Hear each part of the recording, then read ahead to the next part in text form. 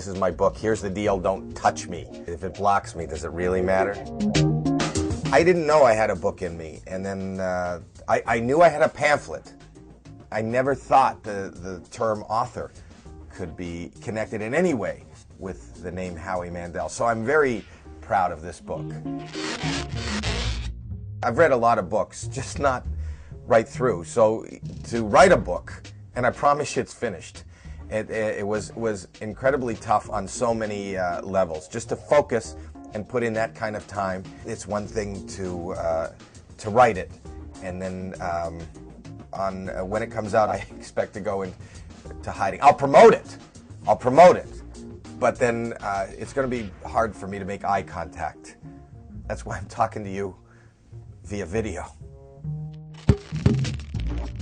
I suffer from OCD and ADHD, and I have from as far back as I can remember. The first time I ever talked about it was about 11 years ago. I was on Howard Stern, and I was forced to talk about it. Howard got it out of me. Really innocently, I said, you know, I'm in therapy, and I was devastated when I started talking about it and thought, what had I done?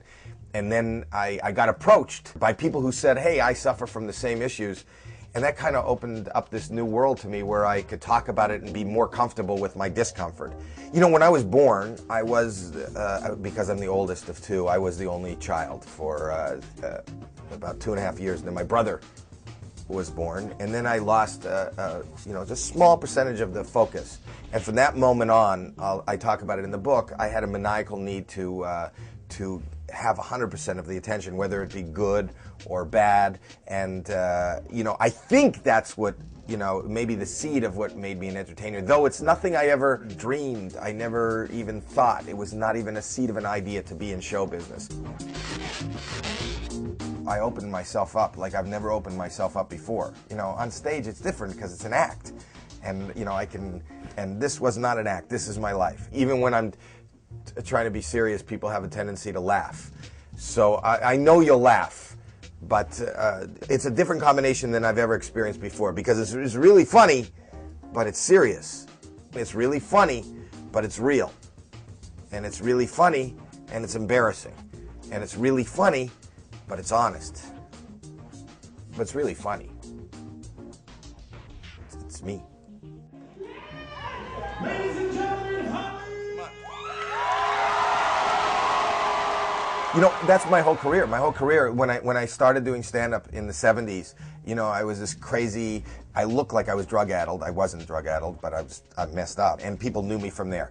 And then I got a job on St. Elsewhere for 6 years, you know, working along with Denzel Washington. And I was on a dramatic series on St. Elsewhere. So people thought I was the dramatic actor. And I got all these letters saying, I have a bet with my husband that you're not the goofball who puts the rubber glove on his head. But I was. And then there were people that knew me from Bobby's World, you know, moms and their kids who would sit home and watch this little Saturday morning cartoon and not know it was me because it didn't look like me, it didn't sound like me. It wasn't. And then a whole new audience has opened up to me for Deal or No Deal, which is probably the most notoriety I've gotten in my career so far. I think that if you read this book, you'll know me. If you don't read the book, you don't know me. You could watch me and enjoy me, but you don't know me. If you read this, you'll know me. And when you know me, remember, just don't touch me. Good deal, huh?